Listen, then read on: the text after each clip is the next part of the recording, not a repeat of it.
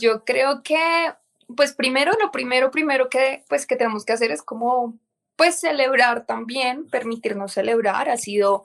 pues, que un sector alternativo, sobre todo un sector alternativo que está como muy vinculado a la izquierda, al imaginario también que tenemos, pues, que tenemos en Colombia, la izquierda, pues haya sacado más de 8 millones de votos, pues, para celebrarlo realmente. Creo que nunca había pasado y pues si bien Gustavo Petro tuvo en la segunda vuelta una votación más o menos parecida hace 4 años, pues no es comparable. O sea, realmente pues toca comparar la primera vuelta con la primera vuelta y pues no es comparable lo que tuvo. Que algo que hay que resaltar mucho es como, pues como realmente sí somos un país que, o por lo menos somos electores, sobre todo en el sector, otra vez, dentro de las muchas comillas alternativo,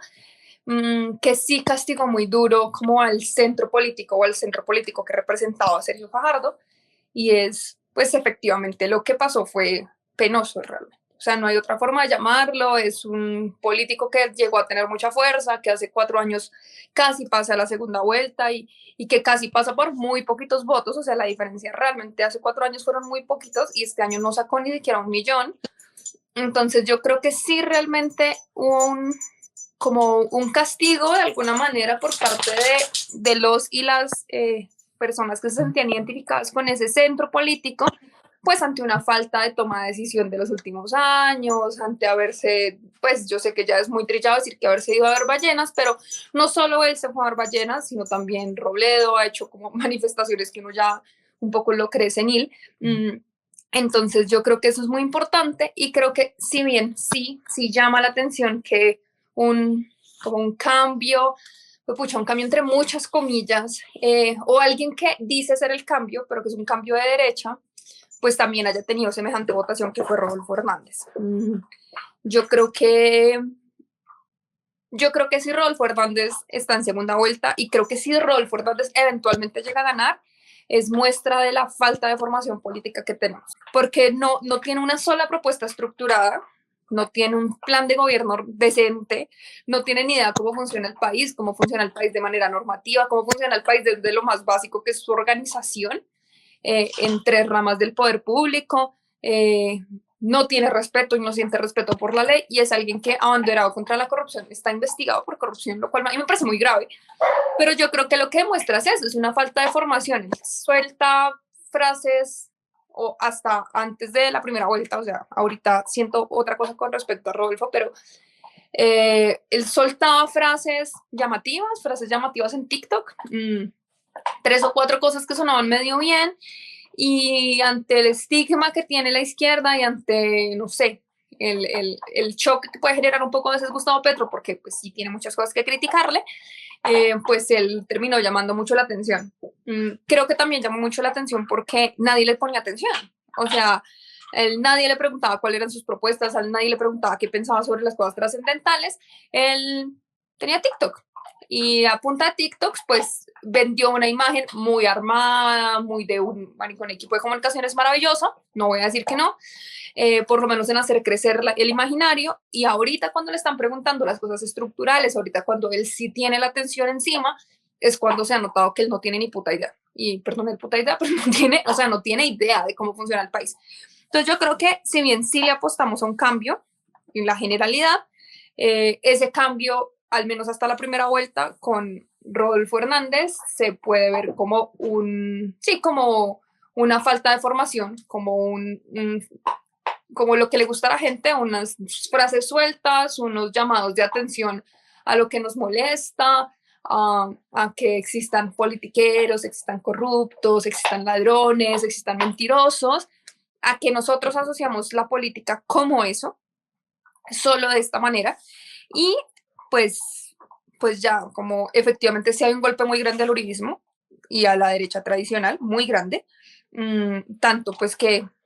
pues lo que hizo Federico Gutiérrez no es desmeritable, también fueron bastantes votos, pero pues es evidente que no había terminado de perder cuando ya se estaban lanzando a subirse al bus que mejor les parecía de la segunda vuelta, pues finalmente porque sí se han visto mermados desde las legislativas, como movimiento, pues. Entonces, esa es mi idea desordenada, pero de lo que pensaba estos días de la primera vuelta.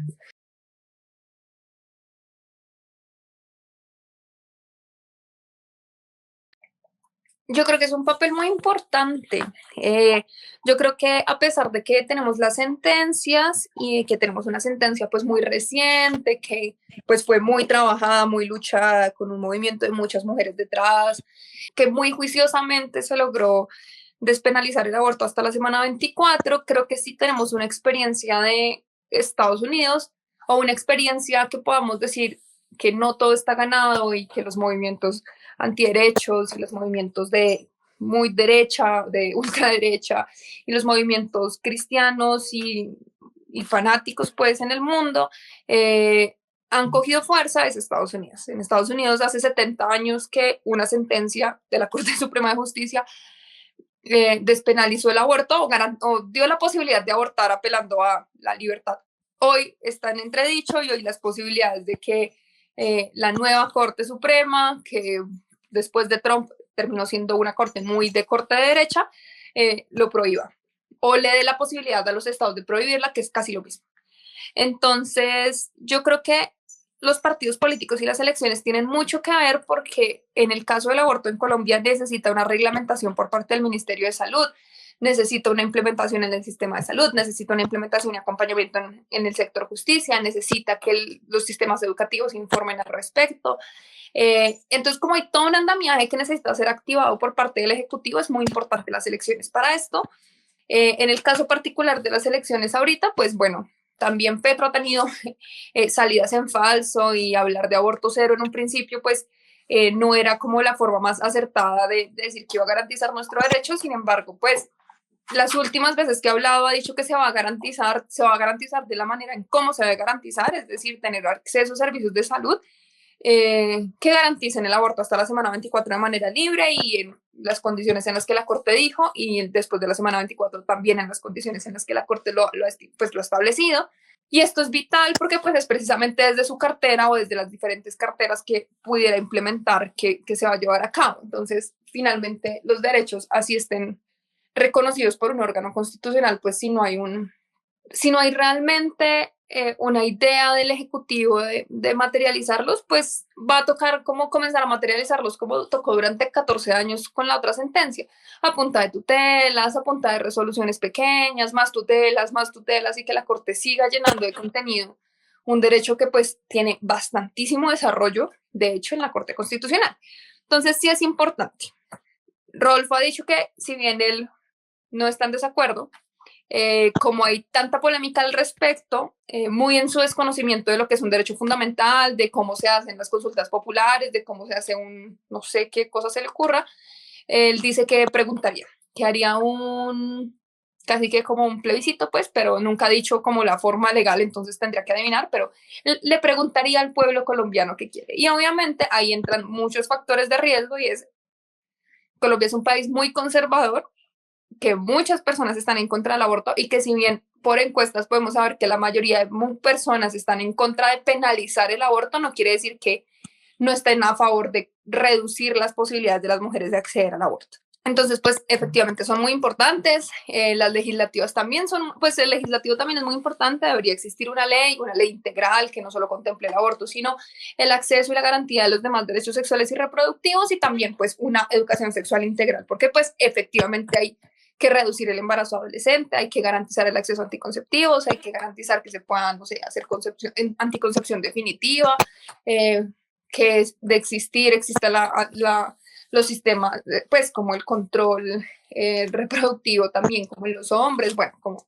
realmente debería ser mucho más amplio y pues obviamente sí va a depender mucho pues de quién sea presidente, cuáles van a ser las políticas públicas. Es mentira decir que no.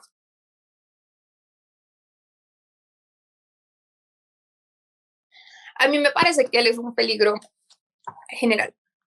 Y es un peligro porque o bien no sabe o es experto en fingir que no sabe. Es un golpe a la institucionalidad. Es muy gracioso que termine siendo el candidato alternativo y que ha dicho que hay que modificar cosas de la institucionalidad, quien termina siendo el abanderado de mantener ciertas cosas de la institucionalidad. Yo creo que Rolfo Hernández es un peligro para absolutamente todos los derechos, incluidos los derechos de las mujeres, porque además las problemáticas de las mujeres no son un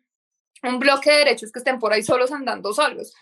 sino son algo transversal porque somos más del 50% de la población. A nosotras nos afectan las políticas económicas, nos afectan las políticas ambientales, las políticas fiscales, las políticas penales, las políticas con relación a la disminución de violencias basadas en género,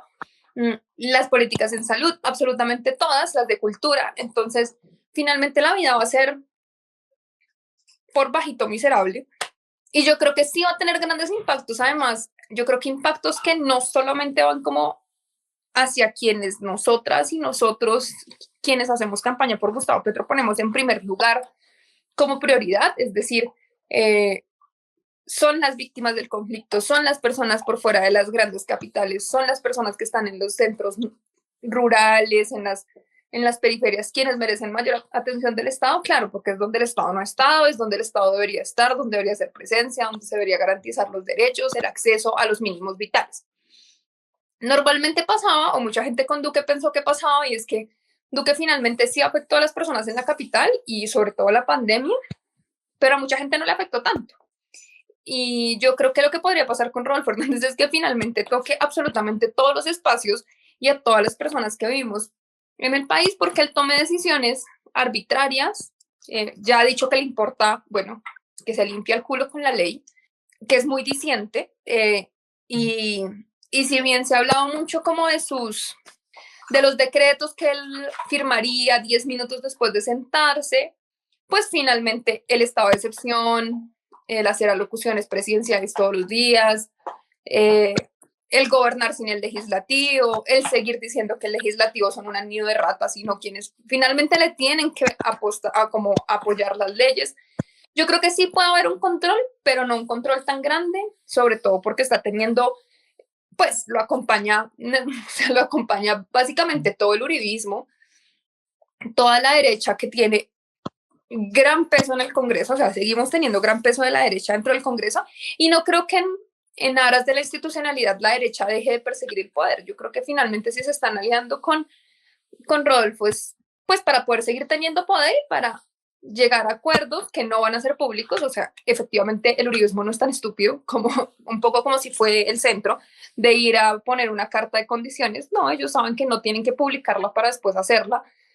por debajo de cuerda, y es: usted necesita hacer esta modificación, pues bueno, deme tal cosa. Y en ese desconocimiento de cómo finalmente sí funciona la política y cuáles son los acuerdos, es que yo veo el peligro de Rodolfo Hernández. Él asume que un país tan complejo, con unas diversidades tan grandes, con unas problemáticas tan distintas, con una centralización del poder y del Estado tan grande, donde no se materializan los derechos más básicos, o sea, no hay agua en todo el país potable para toda la población, y de ahí para allá hay muy poquitos derechos garantizados. Él cree que eso es lo mismo que manejar una constructora. Y efectivamente no es lo mismo, y efectivamente no tiene el mismo fin. Entonces, pues yo creo que es una amenaza para absolutamente todos, todas y todes, incluyendo animales, ríos, selvas y todo lo que nos compone como país. Eh,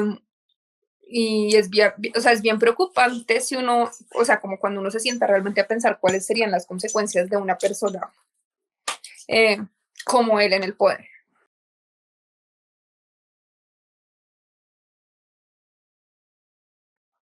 Sobre las propuestas de Rodolfo Hernández tengo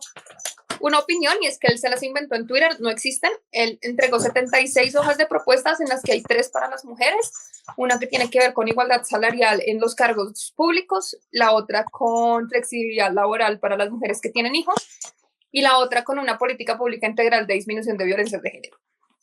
Esas son las únicas 3 que presentó cuando presentó el, cuando presentó el proyecto de campaña. Gustavo Petro presenta unas mucho más amplias, que incluyen el Ministerio de la Igualdad y no sé cómo es el nombre completo, no me acuerdo cómo es el nombre completo, pero el Ministerio de la Igualdad, que incluyen pues el trabajo digno de las mujeres, el acceso al trabajo, el reconocimiento del trabajo no remunerado, la posibilidad de que las mujeres que han ejercido el trabajo no remunerado pues puedan tener una pensión porque ese es un trabajo, es decir, que se reconozca, pues que se disminuyan las brechas de género. Como en las propuestas de Gustavo Petro, si bien nunca van a ser perfectas, y esto, pues las campañas políticas y la presidencia de las elecciones no se tratan de encontrar quién realmente cumpla absolutamente todas mis necesidades, sino quién las cumpla más. Yo creo que se nota mucho la influencia de mujeres como Francia en las propuestas de Gustavo Petro. Se nota mucho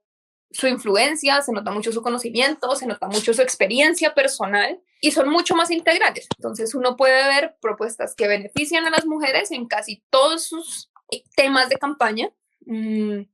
Y precisamente por eso es que sí se reconoce la integralidad, él sí propone que pues como que sea paritario, y yo realmente creo que los medios y todos deberíamos ser muy concretos y muy restrictivos en qué es lo que se propone. Yo revisé las dos propuestas y revisé las propuestas de lo que se entregó en la registraduría al momento de inscribir la campaña. Entonces yo creo que en eso deberíamos hacer énfasis. Rodolfo Hernández entregó 3 propuestas. No entregó las 12 que hizo en Twitter, que parecen una copia y pegue de las propuestas de Gustavo Petro.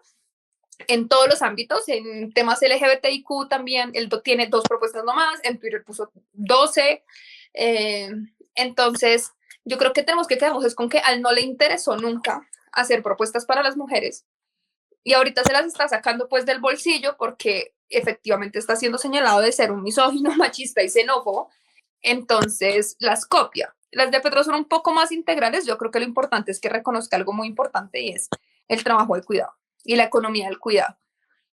¿Por qué? Porque es el 20% del Producto Interno Bruto, pero también porque pues finalmente son labores que ejercemos mayoritariamente las mujeres, que trabajamos 8 horas más que los hombres en labores no remuneradas y eso efectivamente económica, social, familiarmente, pues nos pone en una posición que debe ser reconocida por, digamos, como reconocida por el Estado y pues garantizados nuestros derechos.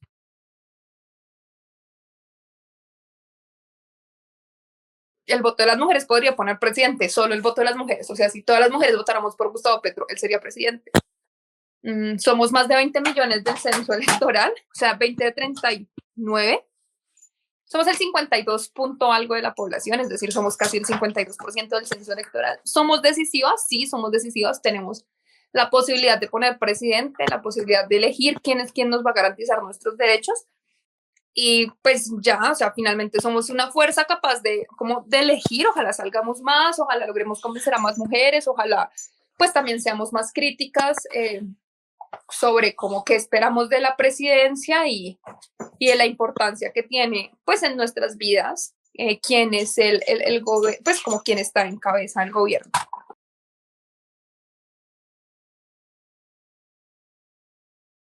Bueno, yo no soy muy amiga del voto en blanco, pero pues finalmente es un derecho y pues ya está reconocido y está ahí. Yo creo que para quienes piensan votar en blanco, yo los invitaría y las invitaría a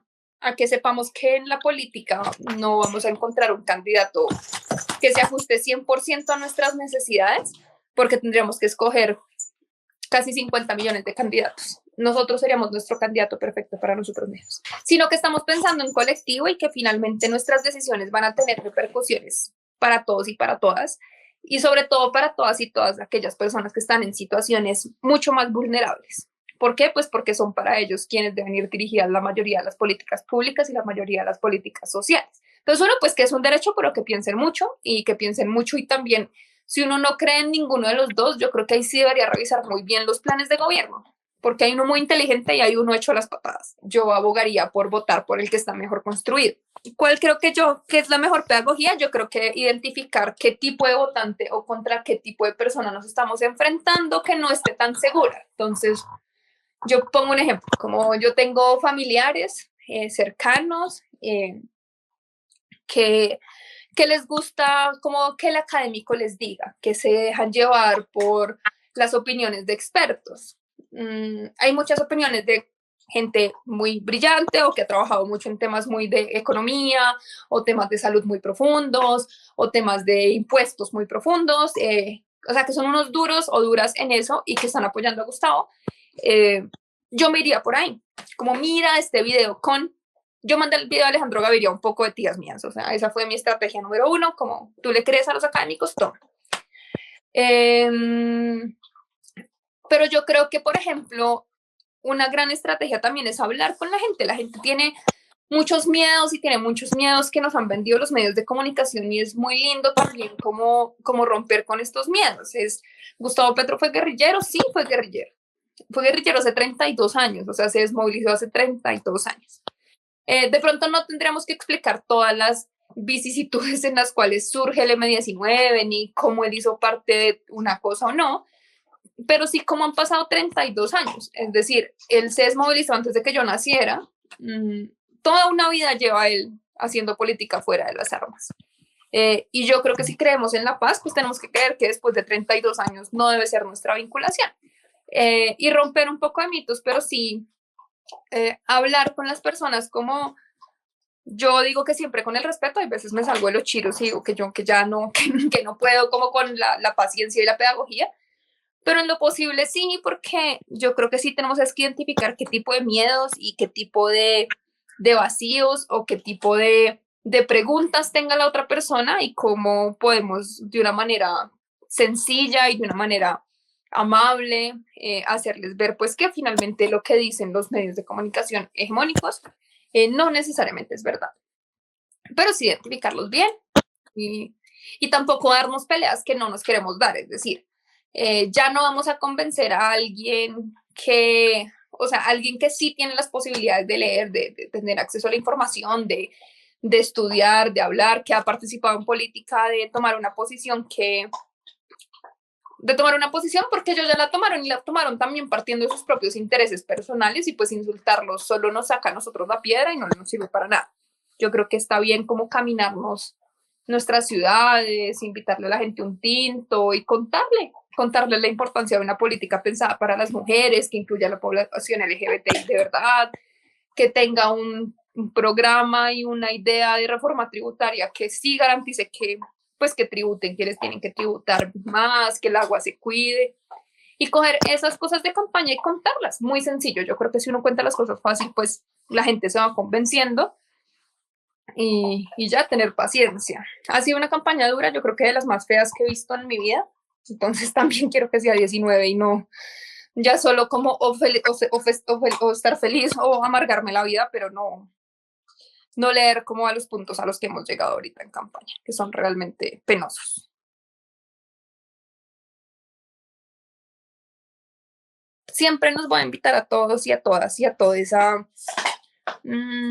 ser muy críticos, pero también a pensar en colectivo. Como no, las políticas no solo nos afectan a nosotros, algunos y algunas tendremos las posibilidades de no salir tan violentados de un mal gobierno, pero eso no hace que no hayan muchas otras personas que realmente pues tengan su vida en riesgo ante la posibilidad de seguir improvisando con la presidencia. Yo creo que ya improvisamos 4 años y nos fueron muy mal. Creo que nos toca apostarle a algo muy estructurado. Y pues sí, mi invitación abierta sí es a leer sobre lo que propone el pacto histórico, a reconocernos dentro de esas personas que están ahí, que somos la mayoría, y a pensarnos cómo construir, pues lo que dijo Francia siempre, y es un vivir sabroso, y es que no hay nada más triste que uno no querer vivir en el país en el que uno nació porque no hay garantías para vivir dignamente. Creo que todos y todas deberíamos tener la posibilidad de ser felices viviendo acá y pues que en este momento los únicos que nos dan la posibilidad de al menos comenzar a construir ese poder vivir acá pues son Petro y Francia. Entonces, pues nada, que lean, que voten, que salgan y voten y ya, que igual después de elecciones seguiremos organizándonos para garantizar nuestros derechos, pero ojalá desde una posición menos desfavorable.